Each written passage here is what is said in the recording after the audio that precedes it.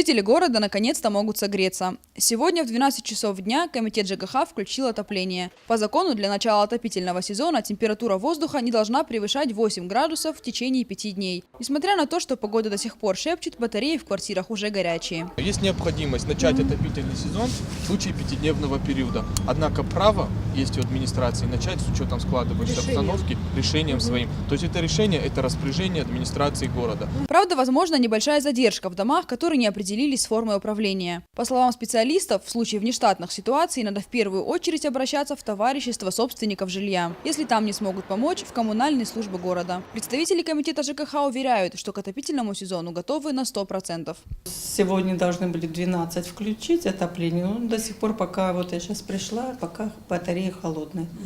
Но жилой фонд у нас старый, может быть, они постепенно это давление сразу большое не дают, может, поэтому пока еще до нас не дошло. Напомним, пару недель назад резкое похолодание вынудило граждан просить включить отопление раньше установленных сроков. Однако в администрации, ссылаясь на закон о 5 днях, просьбу оставили неудовлетворенной. И лишь столбик термометра, опустившись ночью до нуля, выручил жителей Владикавказа. Сабина Лаборова, Михаил Безуглов, Осетия ТВ.